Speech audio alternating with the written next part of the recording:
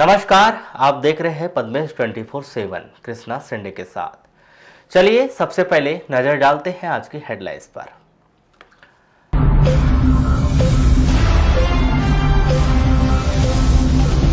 भारतीय cricket team के पूर्व कप्तान महेंद्र सिंह धोनी पहुंचे कान्हा राष्ट्रीय पार्क। विशेष प्लेन से पहुंचे बैयर के बीरवा हवाई पट्टी। बालाघाट नगर पालिका की जल्द बज सकती है चुनावी घंटी। 7 दिन के भीतर आ सकती है परिसीमन की रिपोर्ट। बजट के अभाव में आदिवासी विकास विभाग के छात्रावासों में नहीं लग पाई राष्ट्रपिता महात्मा गांधी की प्रतिमा। पत्नी से विवाद के बाद जमानत पर छूटे पति ने फांसी लगाकर की आत्महत्या। कोरोना वायरस के लिए जिले में भी अलर्ट जारी। सर्दी खांसी जुकाम को हल्के में न लेने की दी हिदायत। जमीन के पट्टे के लिए 1 सैकड़ा लोगों ने रखी मांग। भरवेली, हीरापुर, मानेगांव सहित अन्य गांव के निवासियों ने लगाई गुहार। और 29 जनवरी को एनआरसी के विरोध में बंद का आह्वान। अलग अलग संगठन की मांग। अब बढ़ते हैं खबरों की ओर। भारतीय क्रिकेट टीम के पूर्व कप्तान महेंद्र सिंह धोनी मंगलवार को दोपहर बैयर स्थित बीरवा हवाई पट्टे पर विशेष प्लेन से कान्हा राष्ट्रीय पार्क भ्रमण के लिए पहुंचे। इस दौरान महेंद्र सिंह धोनी अपने परिवार के साथ यहां पहुंचे। बैयर के गोपनीय दौरे के तहत पुलिस व्यवस्था में पूर्व कप्तान को बैयर स्थित बीरवा हवाई पट्टे से कान्हा राष्ट्रीय पार्क के एक रिसोर्ट ले जाया गया। जानकारी के अनुसार उनके इस दौरे को पूरी तरह से गोपनीय रखा गया है। बावजूद इसके कि लगभग 2 दर्जन से अधिक लोग बीरवा हवाई पट्टी पर महेंद्र सिंह धोनी के दीदार के लिए 1 घंटे से अधिक तक का इंतजार करते हुए दिखाई दिए। यह तस्वीर उन्हीं प्रशंसकों में से हमें उपलब्ध करवाई गई।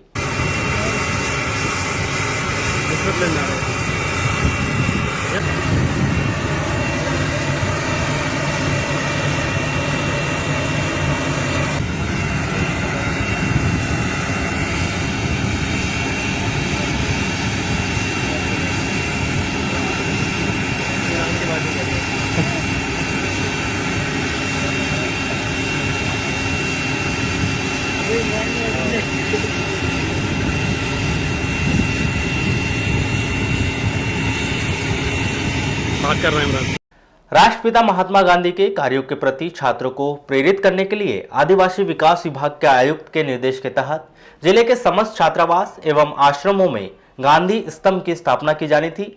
लेकिन आदेश के करीब 1 माह बीत जाने के बाद भी किसी भी छात्रावास में अब तक गांधी स्तंभ का निर्माण नहीं किया गया है।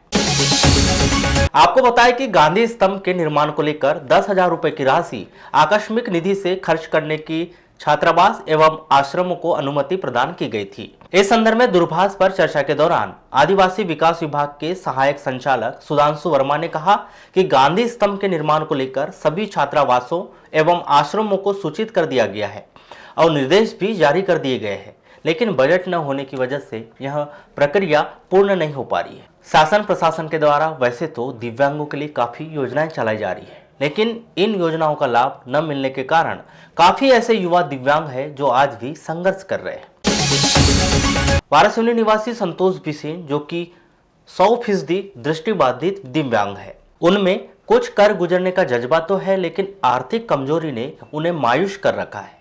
आज उन्होंने मानव अधिकार आयोग से मदद की गुहार लगाई।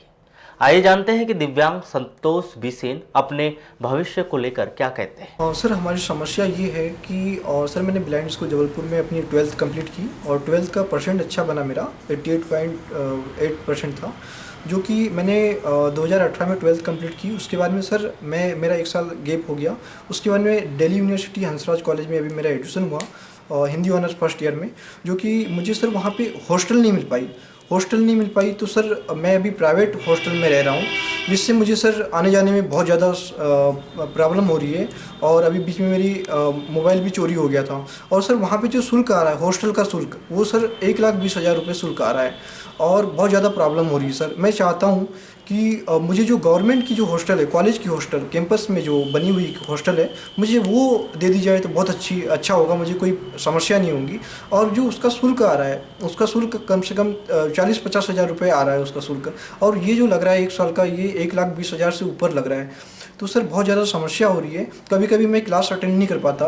कभी मैं सर पढ़ना बहुत चाहता हूँ, वहाँ से मैं BA करना चाहता हूँ, MA करना चाहता हूँ, PhD करना चाहता हूँ, UPSC MPPSC वगैरह की मैं तैयारी क्या करना बनने चाहता का सपना है आपका? हूँ। सर मुझे IAS बनने का वो सपना है। समस्या क्या है? क्या आर्थिक तौर पे आ रही है कि हॉस्टल में है कि सर आर्थिक तौर पे आ रही है। आर्थिक तौर पे ऐसी आ रही है समस्या कि सर हमारे यहाँ पे पापा हैं, मेरे पापा मेरे साइड में बैठे हुए हैं। आपको बताया कि संतोष बिसेन बचपन से ही होनहार रहे। माता के गुजर जाने के बाद उनके पिता मजदूरी कर संतोष को शिक्षा प्रदान करने का कार्य कर रहे हैं। वहीं संतोष ने भी उन्हें मायूस न करते हुए ब्रेल लिपि से माध्यम से कक्षा 12 में 83% बनाकर अपनी प्रतिभा का लोहा मनवाया, जिसके आधार पर उसे दिल्ली के प्रतिष्ठित महाविद्यालय में BA ऑनर्स में प्रवेश मिल पाया। लेकिन हॉस्टल न मिलने के कारण छात्र काफी मायूस हुआ। वहीं इस संदर्भ में मानव अधिकार आयोग मित्र फिरोजा खान ने कहा कि ऐसे युवाओं को शिक्षा से जोड़ने के लिए जनप्रतिनिधियों को आगे आना चाहिए, ताकि युवा हमारे देश का नाम रोशन कर सके। जी, मैं हॉस्टल चाह रहा था, बच्चे को हॉस्टल मिल जाए तो वहाँ थोड़ा बहुत खर्च में संभाल सकता, लेकिन बाकी ये प्राइवेट हॉस्टल में सर बहुत खर्च आ रहा है। तो इसलिए मैं हिम्मत हार गया कि अब कैसा करूँ, क्या करूँ। सांसद महोदय के पास भी गया, कलेक्टर साहब के पास भी गया, तो कोई समाधान नहीं हुआ सर। इसलिए मैं बिल्कुल परेशान हो गया हूँ। अच्छा, अभी आप जो जीविका है, आप परिवार के जो जीविका चला रहे हैं, क्या मुख्य स्रोत है आपका? जी, मजदूरी करता हूँ, 1 एकड़ खेती है सर, बस, और बालाघाट आके काम धंधा करता हूँ। यानी और कोई साधन नहीं है आर्थिक? नहीं साहब, कोई साधन नहीं। क्या मांग करते हैं प्रशासन से? प्रशासन से यही चाहता हूँ कि मेरे बेटे की पढ़ाई सब जो भी फीस है वो छूट होए और इसको पढ़ाया जाए। अच्छा, आपका बेटा पढ़ाई में कैसा है? पढ़ाई में बहुत अच्छा है सर। देखिए, मानवाधिकार आयोग में आज ही इनका आवेदन आया है और मैं समझती हूँ आज ही मैं आयोग को इसका आवेदन प्रेषित कर दूँगी। लेकिन एक सामाजिक कार्यकर्ता होने के नाते भी मैं समाज से भी चाहूँगी कि ऐसे बच्चे जिनके हौसले बहुत बुलंद हैं, जो आगे पढ़ना चाहते हैं, और शासन की योजनाएं जो हैं, बहुत सी योजनाएं हैं जो अब ऐसा लगता है हमको दम तोड़ती नज़र आ रही हैं। तो शासन की योजनाओं का लाभ निश्चित रूप से ऐसे बच्चों को मिलना चाहिए। और मैं समझती हूँ अभी बहुत सी जो योजनाएं हैं जिनका संचालन अभी जो मध्य प्रदेश में अभी मैं देख रही हूँ, बहुत सी नई नई योजनाएं भी अभी आ रही हैं। जैसे बालिकाओं के लिए ऐसे जो बच्चे हैं जिनको हम दिव्यांग कहते हैं, जिन्हें अगर हम डिफरेंटली एबल्ड कहें, जो वास्तव में कहीं ना कहीं हमसे भी योग्य हैं ये बच्चे। तो जैसे ये बच्चे का भी प्रकरण हमारे पास आया है। ये बच्चा जो है ये हंसराज कॉलेज में पढ़ता है, बहुत अच्छे कॉलेज में पढ़ता है। मैं समझती हूँ टॉप 10 कॉलेज में से एक कॉलेज है और उसकी ख्वाहिश है। लालबर्रा नगर मुख्यालय में स्थित हाई स्कूल मैदान में 27 जनवरी को स्वर्गीय शिवम सोनी की स्मृति में टेनिस बॉल क्रिकेट टूर्नामेंट का शुभारंभ किया गया। इस अवसर पर जिला पंचायत के अध्यक्ष रेखा बिसेन, भाजपा प्रदेश कार्यकारिणी सदस्य मौसम हरिनखेड़े, पूर्व जनपद अध्यक्ष कैलाश अग्रवाल, जिला पंचायत सदस्य झाम सिंह नागेश्वर, पूर्व जनपद अध्यक्ष डुलेंद्र ठाकरे, पांडरवानी लालबर्रा सरपंच अनीश खान, भाजपा मंडल लालबर्रा के पूर्व अध्यक्ष किशोर पालीवाल सहित अन्य जनप्रतिनिधियों व आयोजन समिति के पदाधिकारियों की उपस्थिति में मैच शुरू हुआ। प्रतियोगिता का पहला मैच घोटी व मानपुर के बीच खेला गया, जिसमें घोटी ने जीत दर्ज की। प्रतियोगिता के दूसरे दिन 2 मैच खेले गए, जिसमें पहला मैच बड़ी पनवेरी व बल्लारपुर के बीच खेला गया, जिसमें बल्लारपुर ने 20 रनों से जीत दर्ज की। उसके पश्चात दूसरा match eagle cricket club Lalbarra व बालाजी ITI के मध्य खेला गया, जिसमें ईगल क्रिकेट क्लब ने 30 रनों से जीत हासिल की।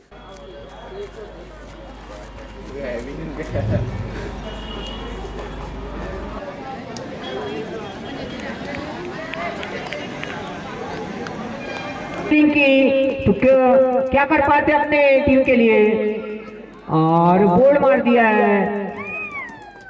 लालबर्रा मुख्यालय से लगभग 12 किलोमीटर दूर ग्राम पंचायत मोहगांव में 28 जनवरी को दोपहर लगभग 2:30 पर गांव के समीप स्थित खेत में पलास के पेड़ में फांसी पर लटकी हुई 27 वर्षीय युवक राजू पिता रामलाल बरैया की लाश पाई गई। जानकारी के अनुसार राजू का अपनी पत्नी से विवाद चल रहा था और वहां बीते दिनों से जेल में बंद था। कुछ दिन पहले ही वह जमानत पर रिहा हुआ था। इस घटना की खबर फैलते ही घटनास्थल पर लोगों का हुजूम लग गया था। परिजनों व ग्रामीणों के द्वारा इस घटना की सूचना पुलिस को दी गई, जिसके पश्चात थाने से पहुंचे सहायक उप निरीक्षक राजीव सिद्दीकी के द्वारा पंचनामा कार्रवाई के पश्चात शव को सामुदायिक स्वास्थ्य केंद्र लालबरा लाया गया, जहां सेवानिवृत्त खंड चिकित्सा अधिकारी डॉक्टर टीसी मेश्राम के द्वारा पोस्टमार्टम कर शव परिजनों को सौंप दिया गया।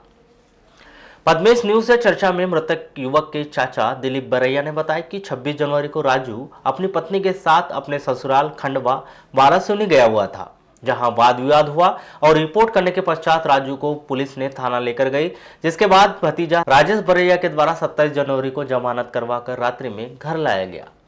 28 जनवरी को राजू बरैया प्रातः 9 बजे अपने घर से निकला था, जो लगभग प्रातः 11 बजे तक घर नहीं आया। 26 जनवरी के दिन अपने ससुराल वारासिवनी से करीबन 3 किलोमीटर दूर खंडवा गांव है, वहां पे गए थे। तो दोनों मियाँ बीवी गए।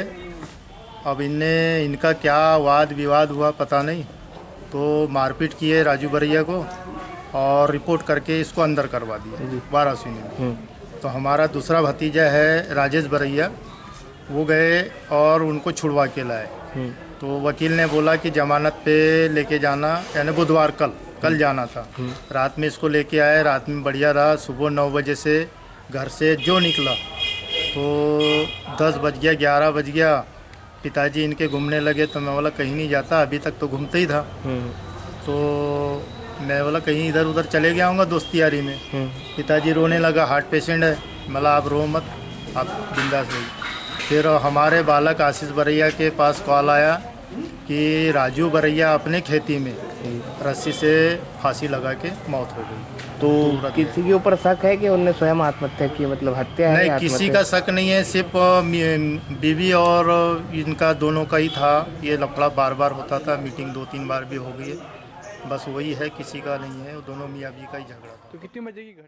भारत सरकार के भारत मौसम विज्ञान विभाग भोपाल से प्राप्त पूर्वानुमान के अनुसार बालाघाट जिले में आगामी 5 दिनों तक 29 जनवरी से 2 फरवरी 2020 तक आसमान में हल्के बादल छाए रहने एवं हल्की वर्षा होने की संभावना है।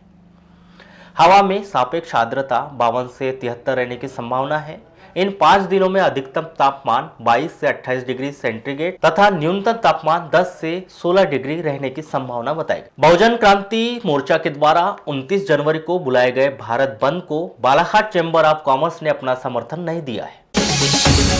आयोजित प्रेस वार्ता में पत्रकारों से चर्चा के दौरान बालाघाट चैम्बर ऑफ कॉमर्स के अध्यक्ष अभय सेठिया ने कहा कि कुछ कतिपय संगठनों के द्वारा एनआरसी और सीएए कानून को विरोध को लेकर बंद का आह्वान किया गया है, लेकिन इसकी सूचना ना तो प्रशासन को और ना ही व्यापारिक संगठन को दी गई। इस बंद का हमारा संगठन समर्थन नहीं करता है और 29 जनवरी को सभी व्यापारी अपना व्यापार सामान्य तौर पर करेंगे।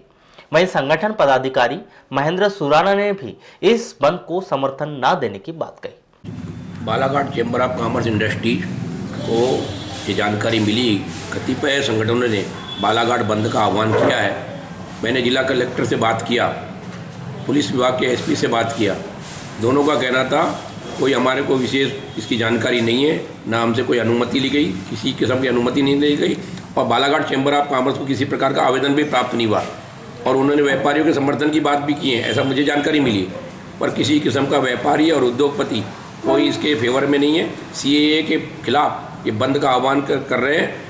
बालाघाट जिले के समस्त व्यापारी बंधुओं से मैं निवेदन करता हूं, बालाघाट के नगर के व्यापारी बंधुओं, उद्योगपतियों से भी निवेदन रखता हूं कि कल का बंद कोई बंद नहीं होगा और पूरे व्यापार वो पूर्व की तरीके से जैसा रोज चलता है वैसे ही चलेगा। ऐसी सूचना जानकारी मिली है कि कल बालाघाट बंद का आह्वान किया जा रहा है, जिसकी प्रशासन से जानकारी लेने के बाद ये बैठक आहूत की गई है।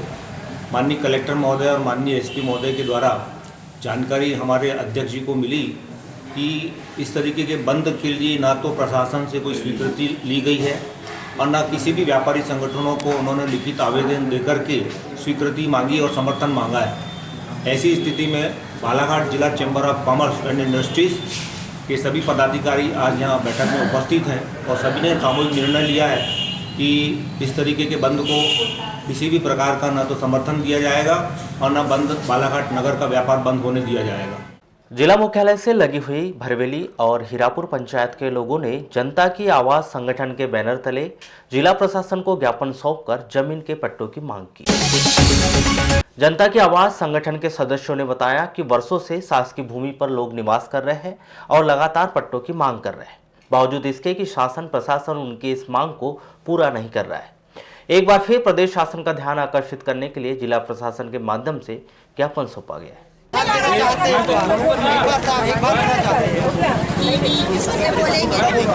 कि जनता की आवाज़ अब सोशल वर्क कर रही है वार्डों में, गाँवों में जाकर के, जिसमें से परेशानियां निकल के आ रही है। बेचारे बहुत दिनों से जो लोग कब्जा करके ज़मीन पर रह रहे हैं उनको अभी तक के मालिकाना हक नहीं मिला है। कोई 10 साल, 15 साल, 20 साल ऐसे लड़ रहे हैं और उन्हीं को मिला जिसका ने शायद उसको प्राप्त कर सके। पैसा कौड़ी, गरीब लोग हैं, पैसा कौड़ी नहीं था, अभी तक उनको अधिकार नहीं मिला है और बहुत परेशान है जनता। तो हम लोगों जनता के आवाज़ के साथ में पूरी जनता आए हैं अपने कमलनाथ जी के लिए ज्ञापन लेकर के कि जो जनता गरीब रह रही है कई सालों से। तो इतने बार हम लोग जो कलेक्टेड आए हैं, ज्ञापन हमने दिया, अभी तक उनको विश्वास नहीं हो रहा है कि काम होगा या नहीं होगा या सब। पट्टों की मांग कर रहे सदस्यों ने बताया कि पट्टे नहीं होने की वजह से प्रधानमंत्री आवास योजना का लाभ नहीं मिल पा रहा है। हम ये भरवेली की जनता और हीरापुर मानेगांव की जनता को लेकर के आए। ये विगत कई सालों से पट्टे की मांग को लेकर के ये अपनी मांग करते रहे कि इनको पट्टा मिले। अगर इनको पट्टा मिलेगा तो इनको प्रधानमंत्री आवास योजना का लाभ मिलेगा, जिसका इनको लाभ नहीं मिल पा रहा है। और ये कई सालों से इसको मांग करते रहे, मगर सरकार इनकी कुछ भी नहीं सुन रही है। इससे पहली सरकार भी नहीं सुन रही है और ना ये कांग्रेस की सरकार सुन रही है। अगर इनका पट्टे की इस बार कार्रवाई नहीं होगी तो हम भरवेली की जनता आमरण अनशन करेगी और इस चुनाव का बहिष्कार करेगी। पट्टे की मांग कर रहे ग्रामीणों ने बताया कि अब अगर पट्टे जल्दी नहीं दिए गए तो उनके द्वारा आमरण अनशन किया जाएगा। 25-30 साल हो गया अपने ग्राम कैदी में रह रहे हैं। हमें रहने का कोई ठिकाना नहीं है, हमारी मकान की कोई स्थिति नहीं है। पानी आता है, मकान में समा जाता है, हम परिवार लेकर के बाहर निकल जाते हैं। सरकार की भूमि में रह रहे हैं सर, जिसका पट्टा आज तक प्राप्त नहीं हुआ, इससे हम मजबूरी में पड़े हुए हैं सर। ये बताओ, आंवलाधारी सरपंच जीतू राजपूत के फार्म हाउस से चोरी की गई बकरियों के संदिग्ध आरोपियों से पुलिस के द्वारा पूछताछ की गई, जिससे परिजनों के द्वारा मारपीट का आरोप लगाया गया है। पुलिस अधीक्षक अभिषेक तिवारी को चिल्लोद ग्राम पंचायत के 1 दर्जन से अधिक लोग ज्ञापन सौंपने आए और उन्होंने बताया कि चिल्लोद निवासी दशरथ मात्रे सरपंच जीतू राजपूत के फार्म हाउस में काम करता है। बकरी चोरी की तस्वीर सीसीटीवी फुटेज में कैद हुई है जो दशरथ से मिलती जुलती है। इसी कारण वाराणसी पुलिस के द्वारा उससे पूछताछ की गई। परिजनों के अनुसार दशरथ से पुलिस के द्वारा मारपीट भी की गई है। इसी बात की शिकायत करने वे जिला मुख्यालय पहुंचे। सर, हमारी ग्राम पंचायत चिल्लोद में दशरथ ठाकरे यानी मात्रे हैं, वो मजदूरी का कार्य करते हैं और आलेझरी में जो जीतू सरपंच है उन्हीं के अधीनस्थ कार्य कर रहे थे। ठेकेदार भी हमारे गांव का ही है। वहाँ जीतू सरपंच साहब के यहाँ से फार्म से बकरियाँ कुछ चोरी हो गई है 2-4 दिन पहले, और उनके घर में जो फार्म में सीसीटीवी कैमरे लगे हुए हैं उसमें इसी हुलिया का आदमी नज़र आ रहा है करके इस लड़के को उन्होंने उठा के वाराणसी थाने में ले जाकर ज़बरदस्ती मारपीट करवाए और ऊपर से अभी भी धमका रहे हैं कि हम तुझे उठा ही लेंगे इस वजह। और हम चाह रहे हैं कि इसकी जांच हो, सीसीटीवी कैमरे की वो फुटेज की सही तरीके से जांच हो। यदि ये है तो इन्हें सज़ा मिले, या ना हो तो जो वास्तविक है उस चोर का पता लगाया जाए। हम इसीलिए साहब एसपी साहब के पास में अपना आवेदन समस्त ग्राम के लोगों के साथ लेकर आए हुए हैं। क्या बोले साहब? अब साहब जो है अभी 10 मिनट में टाइम दे रहे हैं मिलने। बालाघाट के 1 दिवसीय प्रवास पर आए जनता दल यूनाइटेड के प्रदेश अध्यक्ष सूरज जायसवाल ने प्रेस से चर्चा करते हुए कई दावे किए हैं। भले ही वर्तमान समय में जनता दल यूनाइटेड का प्रदेश में उतना अधिक वजूद ना हो, लेकिन प्रदेश अध्यक्ष श्री जायसवाल तो अगले पंचवर्षीय में प्रदेश के भीतर सीधे सीधे सरकार बनाने का दावा कर रहे हैं कि कल ही पूरे प्रदेश के अंदर पंचायत चुनाव की प्रक्रिया चालू हो गई है। रिजर्वेशन हो चुके हैं पंचायतों के, और आने वाले समय में नगर पंचायत, नगर पालिका और नगर निगमों के चुनाव, जो नगरीय निकाय चुनाव हैं, वो भी सामने हमारे खड़े हैं। इन्हीं सब बातों को लेके आज सुबह भी मेरी अपने ज़िले के जो हमारे वरिष्ठ नेतागण थे, दिलीप भाई, इकबाल जी, इन और भी लोग आए थे, उनसे भी बैठ के हमारी चर्चा हुई। और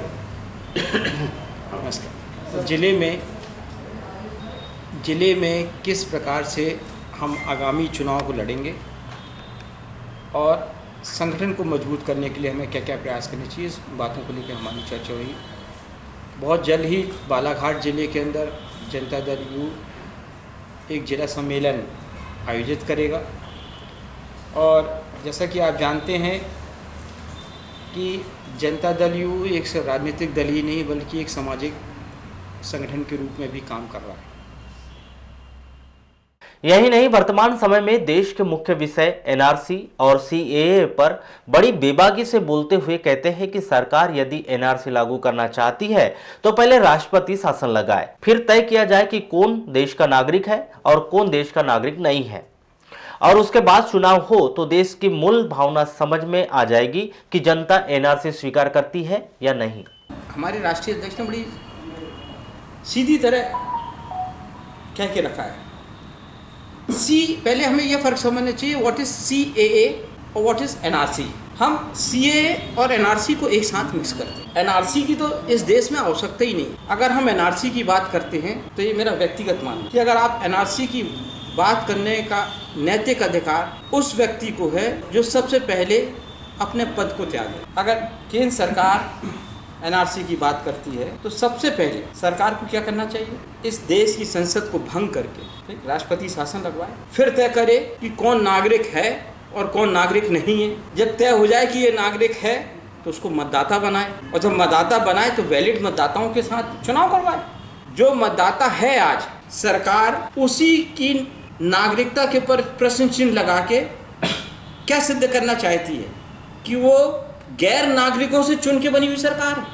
ये तो वही बात हुई। एनआरसी जो मुद्दा है वो किसी एक कौम का मुद्दा नहीं है, भारत के हर नागरिक का मुद्दा है। भारत का कानून इतना जटिल है, अगर धोखे से भी ये लिख जाए कि सूरज जायसवाल मृत हो चुका है तो खुद सूरज जायसवाल को ये प्रूफ करने में सालों साल लग जाते कि मैं जिंदा हूँ। तो ऐसे कानून के बीच में क्या आप कल्पना कर सकते हैं कि एनआरसी की आवश्यकता है हिंदुस्तान के अंदर?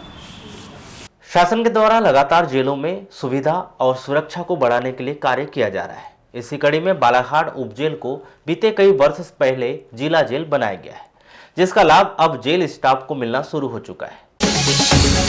वीडियो कॉन्फ्रेंसिंग के माध्यम से विचाराधीन कैदियों की पेशी करवाई जाती है, जिससे नक्सलवाद जैसे बड़े अपराध में शामिल आरोपियों को दूरस्थ स्थान पर नहीं ले जाना पड़ता। ये क्या है कि चाहे जिला जेल हो, चाहे केंद्रीय जेल हो, चाहे उपजेल हो, कैदियों को बहुत सब सुविधाएं शासन की तरफ से हर जेल पे एक सी रहती हैं। कोई स्पेशल नहीं रहता है कि जिला जेल में कोई स्पेशल है कि केंद्रीय जेल में स्पेशल है। हाँ, बस ये है कि क्राइटेरिया ये उप जेल में 5 साल तक के कैदी रहते हैं, जिला जेल पे 10 साल तक के, और सेंट्रल जेल पे 10 साल से ऊपर के कैदी रहते हैं। उसका यही क्राइटेरिया है। बाकी सुविधाएँ तो सभी, चाहे उप जेल हो, चाहे जिला जेल हो, चाहे केंद्रीय जेल हो, सभी सुविधाएँ प्राप्त होती हैं जो शासन से उनको देते हैं। हाँ, यहाँ पे पर्याप्त पुलिस बल मिलता है, पुलिस गार्ड द्वारा जो लोग पेशी पे ले जाए जाते हैं। और दूसरी चीज़ क्या है कि अपने यहाँ वीडियो कॉन्फ्रेंसिंग की भी सुविधा हो गई है। तो जैसे जो कोई या नक्सली दूरस्थ में जहाँ नहीं जा पाता है तो वहाँ वीडियो कॉन्फ्रेंसिंग के थ्रू उसकी पेशी हो जाती है। देश की राजधानी से हजारों किलोमीटर दूर चीन में कोरोना वायरस के प्रकोप से सैकड़ों लोग प्रभावित हुए हैं, जिसे देखते हुए जिले में भी अलर्ट जारी कर दिया गया है। दरअसल जानकारी के अनुसार यह वायरस खांसी, सर्दी, जुकाम, हाथ मिलाने से फैल सकता है। यही नहीं, गले में खराश, बुखार भी इस वायरस के लक्षण हो सकते हैं। ये कोरोना वायरस जो है ये हमारे देश में नहीं हुआ है किसी व्यक्ति में ट्रांसफर। ये एक्चुअली चीन में हुआ है, और सी फूड जो है, समुद्री जो जीव हैं उनसे मनुष्य में ट्रांसफ़र हो गया है वहाँ पे, और वो अब तेज़ी से फैल रहा है। तो चूँकि भारत में भी बहुत सारे भारत के लोग वहाँ पे गए हुए हैं पढ़ने के लिए, अन्य कामों से, तो वहाँ यहाँ भी आने की संभावना है। और इसमें एक व्यक्ति से दूसरे व्यक्ति तक बड़ी आसानी से ये ट्रांसफ़र हो जाता है, जैसे छींक से, सर्दी जुकाम, खांसी से, हाथ मिलाने से, इन सब चीज़ों से वो बहुत तेज़ी से एक मनुष्य से दूसरे मनुष्यों में फैलता है।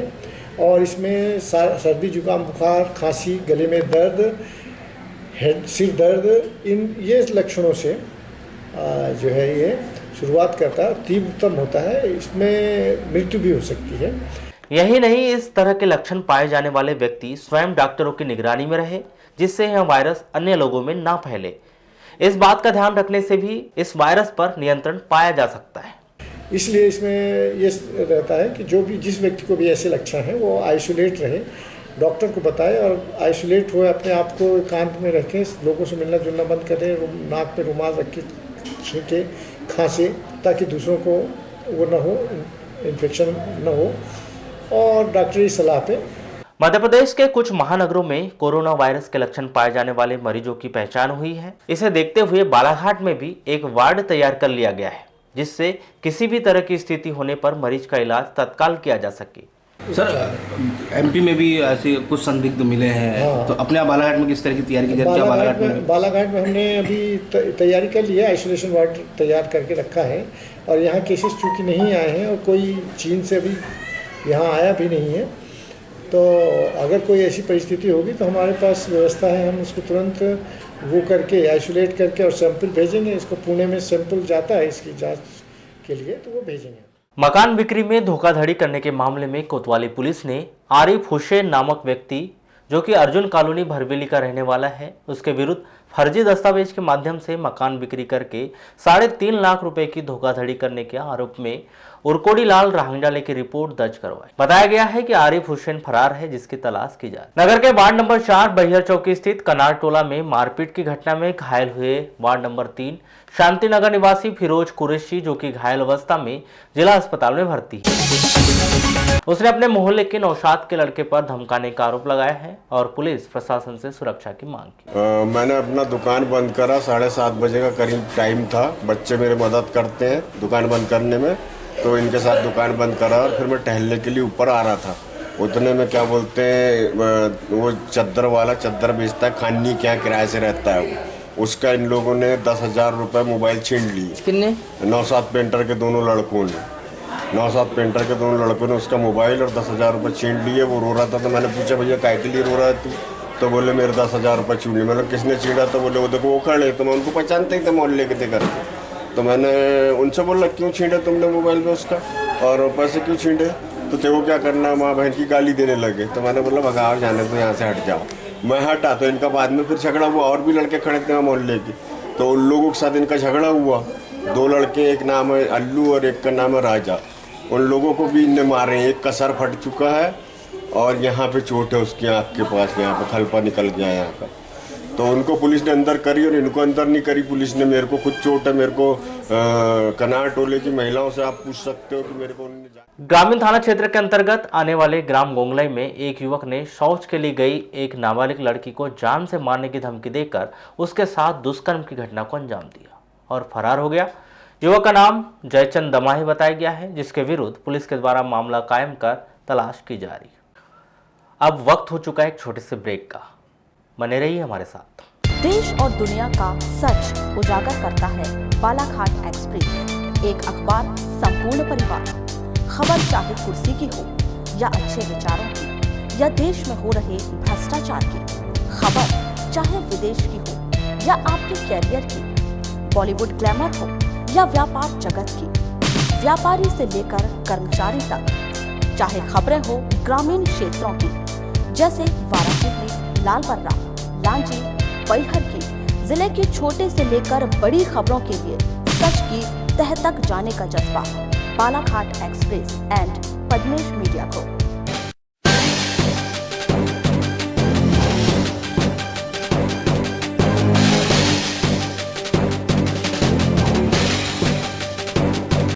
ब्रेक के बाद एक बार फिर आपका स्वागत है। बढ़ते हैं खबरों की ओर।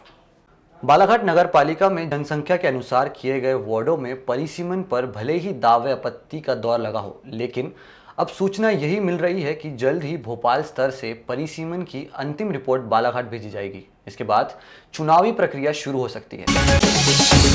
आपको बता दें कि जिले में वारासिवनी और कटंगी नगरी निकाय में वार्ड पार्षद के आरक्षण की प्रक्रिया पूर्ण हो चुकी है।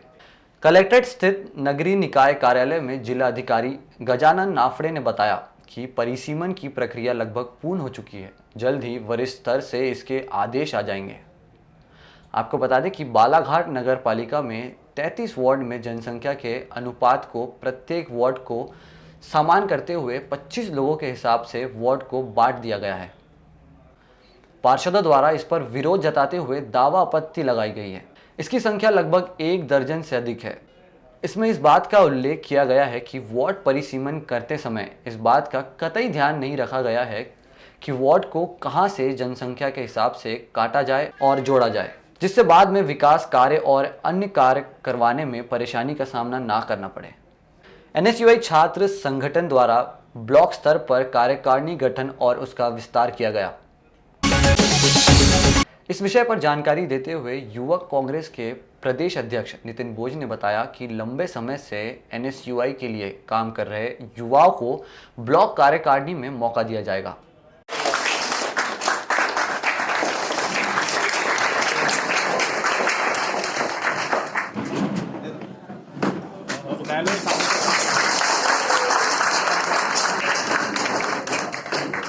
NSUI के लिए काम कर रहे थे। सबसे पहले मैं इनको हृदय की गहराइयों से हार्दिक बधाई दूंगा और उम्मीद करूंगा कि जिस तरीके से NSUI में हम लोग ने काम किया और आज प्रदेश अध्यक्ष तक पहुंचे, वैसे आप सब मेहनत करके इस कार्यक्रम में NSUI ही एक ऐसी जगह है जहां आदमी अपना व्यक्तित्व और अपना आचरण और अपने आप को नेता बनाने की जो मशीन है वो NSUI है, उस पर आप खरे उतरे ऐसी उम्मीद करूंगा। और सभी नवनियुक्त पदाधिकारियों को मेरी तरफ से हार्दिक शुभकामनाएं।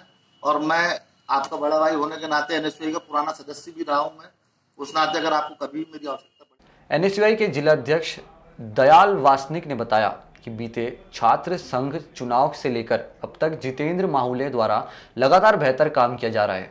उसे देखते हुए उन्हें NSUI का ब्लॉक कांग्रेस अध्यक्ष बनाया गया है। आज बालाघाट जिला NSUI के द्वारा बालाघाट की जो ब्लॉक अध्यक्ष की जवाबदारी हमारे पिछले 5 सालों से हमारे साथ में कंधे से कंधा मिलाकर चलने वाले व्यक्ति जितेंद्र माहुले को आज बालाघाट ब्लॉक अध्यक्ष की जवाबदारी सौंपी जा रही है। और हमारे महाविद्यालय PG college JST PG college में जो पिछले छात्र संघ चुनाव में हमारे CR के पद के रूप में उन्होंने बहुत अच्छा काम करा, शुभम गुप्ता ने, और जो हमेशा महाविद्यालय में सक्रिय रहा है, उनको आज हम महाविद्यालय प्रभारी के रूप में उनको NSUI का दायित्व सौंपा जा रहा है। इसी संबंध समस्त उद्देश्यों को लेकर मैं आज NSUI की एक ब्लॉक स्तरीय बैठक रखी गई थी, जिसमें हमारे प्रेरणा स्रोत और हमारे बड़े भाई सम्मानीय नितिन बोझ जी की अध्यक्षता में कार्यक्रम संपन्न किया जा रहा है। और युवा कांग्रेस के जिला अध्यक्ष बड़े भाई रिकाब मिश्रा जी के सानिध्य में कार्यक्रम की रूपरेखा निर्धारित की गई है। मैं बता दूं कि पिछले 5 सालों में जितने भी सदस्यों को हम अभी नियुक्ति दिए जा रहे हैं, पिछले 5 सालों से हमारे साथ कंधे से कंधा मिलाकर काम किया है, हमारे छात्रहित की लड़ाई में हमेशा साथ रहे। तो आज उनको एक महत्वपूर्ण जवाबदारी देकर हम NSUI को और मजबूत करने का काम करेंगे और आगामी जितने भी हमें संगठन के द्वारा कार्य दिए जाएंगे उसकी रूपरेखा निर्धारित। राज्य शिक्षा केंद्र द्वारा सरकारी स्कूलों में पढ़ने वाले छात्रों की एक बार फिर नींव मजबूत करने के लिए 5वीं और 8वीं बोर्ड परीक्षा का आयोजन किया जा रहा है, जिसके लिए 28 जनवरी को रेडियो पर सफलता के मूल मंत्र बताए गए। एक साथ सभी स्कूलों में सुबह 11:30 बजे से दोपहर 12 बजे तक आधे घंटे का दक्ष का कार्यक्रम चलाया गया। इस दौरान बड़ी संख्या में शिक्षक, छात्र और उनके परिजन मौजूद थे।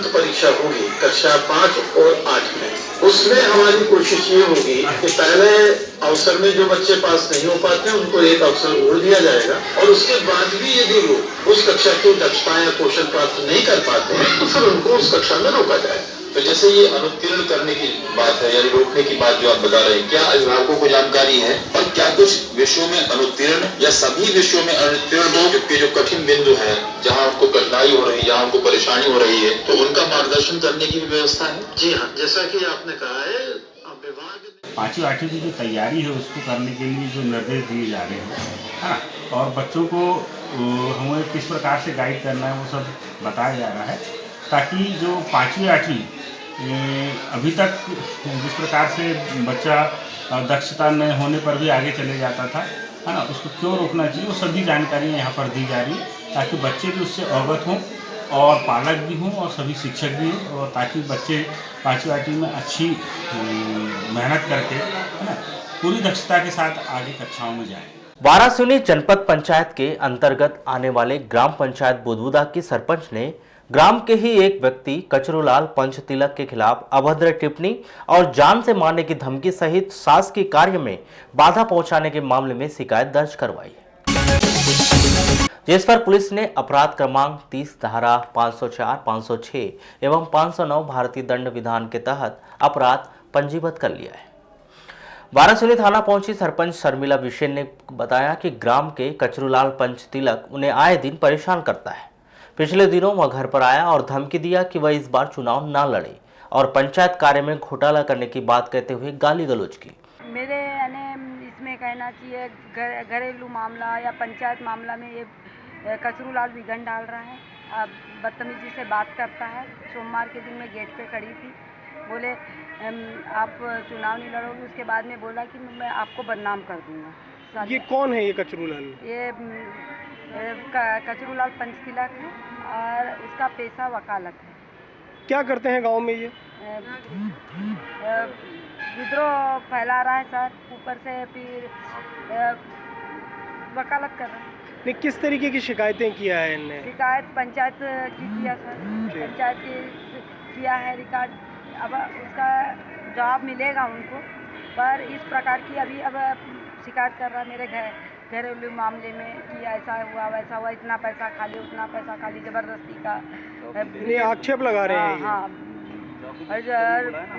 चौक में बेइज्जती कर दूंगा, आपको कोर्ट कचहरी थाना भिजवाऊंगा, इस प्रकार की बातें कर रहा है। तो पंचायत के मामले में शिकायत कर दूंगा। मैंने बोली आपसे जो बनता है करो, आपको रिकॉर्ड बताएगा, रोड पे ला दूंगा। इस तरीके से बातें कर रहे हैं। वहीं इस मामले में पूर्व सरपंच सुशील बिसेन ने कहा कि कचरूलाल पंच तिलक के द्वारा जिस तरह से कार्य ग्राम में किया जा रहा है उससे पूरे ग्राम में आक्रोश व्याप्त है। ग्राम में भी लोगों को भड़काकर शिकायत कर आपस में लड़वाने का कार्य इसके द्वारा किया जाता है। अभी तक के तो हमारी ग्राम पंचायत बुधगुदा में ऐसी कोई स्थितियाँ बनी नहीं, पर ये पहला व्यक्ति देखने में आ रहा है मुझे। इसके पहले भी मैं सरपंच रहा हूँ तो ऐसी कोई तकलीफ नहीं आई, पर ये पहला व्यक्ति है जो ये 6 महीने से लगातार पंचायत के कामों में शिकायत करते जा रहा है। तो वर्तमान सरपंच को परेशान करने का काम। इससे क्या प्रभाव पड़ रहा है? विकास रुक रहा है। कई जो रोजगार गारंटी के कार्य हैं जिसमें सरपंच प्रभावित होकर वो काम नहीं करवा पा रहे, जिसके जनता को काम मिलना चाहिए। पंचायत में सभी मजदूरों को काम मिलना चाहिए, तो वो सारे काम रुक रहे हैं। शासकीय कर्मचारी अपनी जांच तो कर रहे हैं, जांच का मामला है। वो जो शिकायत की है वो जांच का मामला है। शिकायत की है वो जांच का मामला है, पर व्यक्तिगत रूप से आज जो उसने किया है पोस्टर चिपका के गांव में सभा मंचों पे, तो ये गलत है। उससे यानी पूरी जनता जो गाँव जो है वो आहत हुआ है। इसमें कार्रवाई की मांग कर रहे हैं। कार्रवाई की बिल्कुल।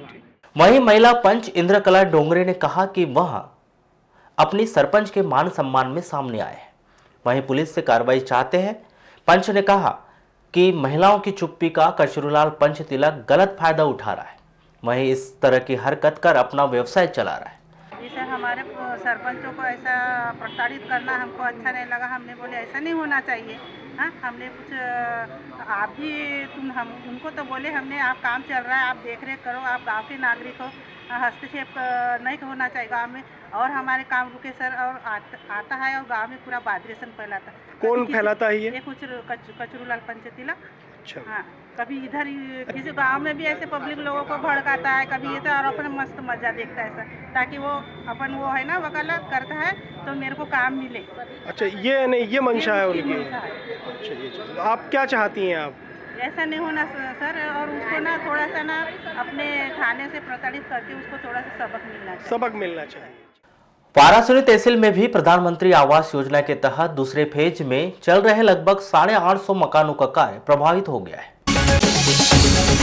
प्रथम किस्त आ जाने के बाद सभी को यह उम्मीद थी कि उन्हें द्वितीय किस्त की राशि भी समय पर उपलब्ध हो जाएगी, मगर यह राशि उपलब्ध नहीं होने से सभी हितग्राही परेशान हैं। प्रधानमंत्री आवास योजना के तहत सेकंड फेज में लगभग 850 मकानों को मंजूरी तो दे दी गई है, लेकिन हालात ये है कि वर्तमान में सेकंड किस्त का इंतजार करते करते हितग्राही पात्र जो है वो इस मजबूरी पे आकर मजबूर हो गए रहने के लिए कि यहाँ पर आप देख रहे हैं कि नाली के ऊपर उनको अपना बसेरा खड़ा करना पड़ा है।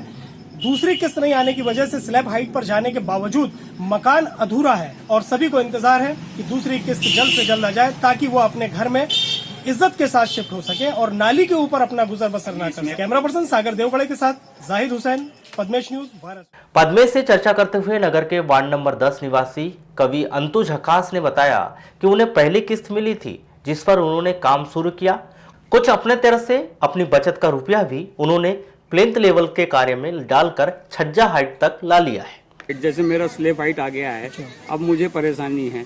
मेरे मोहल्ले में बहुत सारे लोगों का स्लेब हाइट आ गया है, उनको भी परेशानी है। और अभी परेशानी आ रही है कि अब इतना स्लेब हाइट होने के बाद में दूसरी जो किस्त है वो नहीं मिल पा रही है। दूसरी किस्त नहीं मिल दूसरी पहली किस्त आपने इस्तेमाल कर ली? बिल्कुल बिल्कुल। और उसका नजरिया ये है कि आप देख रहे हैं कि मकान है, और बहुत सारे लोगों के साथ में ऐसे मकान हो गए हैं कि जो स्लेब हाइट तक के आ गए। हर लोग तो अपना कोई दूसरा जरिया लेकर के नहीं रह पाते हैं। इतने 700 लोगों में कुछ लोग तो ऐसे हैं जो किराए के मकान में रह रहे हैं मंजूरी में, और कम से कम अभी 2-3 महीने 4 महीने से ये 1200 रुपए में रह रहे हैं। तकलीफ तो ये है कि गरीब लोग हैं और गरीब लोगों को अब 1000 रुपए देना है, वो पैसा फिर हम कहाँ से वो करेंगे। सरिता विश्वकर्मा ने बताया कि राशि के अभाव में काम बंद है। उन्होंने पूरा झोपड़ा तोड़कर मकान खड़ा किया, मगर राशि समाप्त हो गई। राशि का कोई अता पता नहीं है। उन्हें इस दौरान काफी परेशानी हुई। वहीं नाली के ऊपर पट्टियां डालकर गुजर बसर कर रही है। गंदगी का आलम यह है कि रातों में नींद नहीं होती। नाली में बज बजाती गंदगी से पैदा होते मच्छर, कीड़े मकोड़े से नींद नहीं आती और दुर्गंध में जीने के लिए वे मजबूर है। तो ये काम चालू है कि बंद है? बंद है, महीना बंद हो गया। क्यों बंद है? ये पैसा खत्म हो गया जो अभी मिले थे ना किस्त, पहली किस्त कितनी मिली थी वो? 1 लाख रुपए। 1 लाख की। अभी दूसरी किस्त आना बाकी है आपकी। तो उस वजह से आपका मकान अधूरा पड़ा हुआ है? हाँ जी, अब पैसे खत्म हो गए इसलिए मकान अधूरा पड़ा। तो क्या दिक्कत हो रही, क्या परेशानी आ रही? कुछ परेशानियाँ तो बहुत सी है जी। हमको रहने की परेशानियाँ हैं। रहने की परेशानी? हाँ जी, हमें तो नाली के ऊपर में रहना पड़ रहा है सर, और नाली पे अभी हम रह रहे हैं और उससे हमें बहुत परेशानियां हो रही है। कहीं पानी आता है तो पानी से एकदम हम 2-2, 3-3 दिन सो नहीं पाते। हाथों से ऐसा डिब्बा लेके पकड़ के झेलते हैं सर हम लोग, और बीच वाले मच्छरों से बहुत परेशान है, और कभी कभी तो सांप भी निकल जाते हैं सर वहीं पे। सांप निकल जाते हैं? इस तरीके से आपका गुजर बसर जो है नाली के ऊपर आप रहने के लिए मजबूर हो गए? हाँ सर, मतलब कुछ लोग तो बोल रहे हैं जी कि 28 तारीख को डलेगा, कोई बोल रहे 25 तारीख को डलेगा। किसी के मुँह से कुछ निकल, किसी के मुँह से कुछ निकल रहा है। ये चीज़ है। बाकी अभी तक जो है कोई वो नहीं मिला, अभी तक अप्रूवल नहीं आया है कि दूसरी किस्त आपके खाते में आएगी। इस मामले में बहुजन समाज पार्टी नगर अध्यक्ष हरीश मराठे ने अनुविभागीय अधिकारी को ज्ञापन सौंपकर जानकारी दी कि नगर के सभी हितग्राही द्वितीय किस्त नहीं मिलने से परेशान हैं। इस राशि के लिए अविलंब प्रयास किया जाए ताकि लोगों को परेशानी न हो। वार्ड वासियों की समस्त मांग थी, तो इसी मांग को उठाते हुए हमने तहसीलदार महोदय को आवेदन दिया है। उन्होंने बोला कि किस्त जैसी आती है तुरंत पैसा डालेंगे। दूसरी किस्त की समस्या खड़ी हो रही है। पहली किस्त आ गई थी आपकी और उसमें काम भी हो चुका है। काफी लोगों का काम रुका हुआ है। लालबर्रा में भी केंद्र सरकार के द्वारा देश में लागू की गए एनआरसी व CAA कानून के विरोध में बहुजन क्रांति मोर्चा के आह्वान पर 29 जनवरी को राष्ट्रव्यापी भारत बंद का आह्वान किया गया है,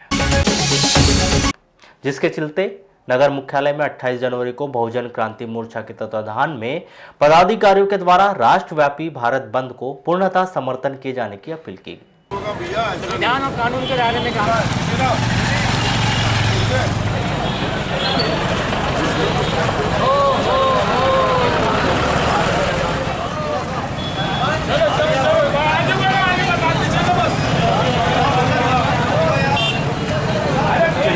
कल बंद का, ठीक है, आपसे निवेदन है बहुजन क्रांति मोर्चा के माध्यम से कल पूरा भारत बंद है NRC CAA के खिलाफ में, जो दुष्पूर्ण कानून भारत की सरकार ने बनाया है, जिसके माध्यम से बहुजन समाज को परेशान करने का मामला है, उसके विरोध में और संविधान को बचाने का मामला है। ये भारत जो बने संविधान को बचाने का मामला है। तो ये पूरे संपूर्ण देश में, हाँ, पूरा भारत बंद रहेगा। कल पूरा भारत बंद रहेगा। जैसे आप जैसे अपील कर रहे हो लोगों से, तो क्या सामने का जवाब आ रहा है? लोगों की प्रतिक्रिया ये है कि वो सहयोग कर रहे हैं लोग। चलते चलते एक नजर आज की हेडलाइंस पर एक बार फिर।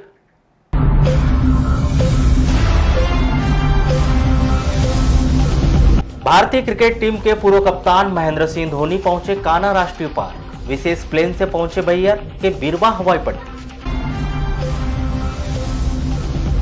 बालाघाट नगर पालिका की जल्द बज सकती है चुनावी घंटी, 7 दिन के भीतर आ सकती है परिसीमन की रिपोर्ट।